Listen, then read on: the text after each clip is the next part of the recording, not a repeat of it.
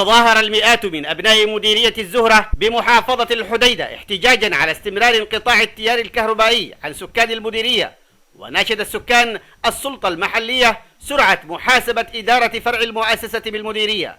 أهم شيء عدم وجود الكهرباء، التعطل الدائم فيها، تأخر الديزل والزيت بشكل مستمر. واحد. اثنين، الصحة غير موجود أي كادر طبي داخل مديرية الزهرة. المواطنون تحدثوا عن إهمال في مختلف الخدمات تعرضت له مديرية الزهرة طيلة عقود من الزمن بسبب تعدد مراكز النفوذ التي تتفق على نهب المواطن والتلاعب بالخدمات العامة. يحققوا في الخراب حق الكهرباء، لا مي، لا كهرباء، لا نظافة الشوارع.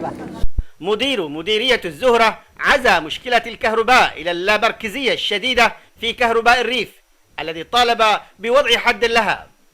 إلا أنه نحن نواجه مشاكل عويصة بالنسبة للكهرباء من خلال أن نحن معتمدين على الديزل والزيت يأتي من صنعاء، من كهرباء المدن الريفية، يأتي عبر شيك إلى المنطقة، ومن المنطقة إلى المؤسسة العامة للنفط. هذا يأخذ وقت، يعني تنتهي الكمية الأولى ثم نبدأ شهر كامل أو 15 يوم 20 يوم في بعض الأمور والكهرباء طافية والناس هنا في تهامة كما ترى. هي مديرية الزهرة بحسب إحصائية رسمية سابقة من أفقر مديريات اليمن ومن أكثرها خصوبة في الأرض واتساع مساحة الزراعة، وهي من المديريات التهامية التي شهدت أحداث انتهاكات صارخة بحق المواطنة من قبل مراكز نفوذ على امتداد حكم النظام البائد.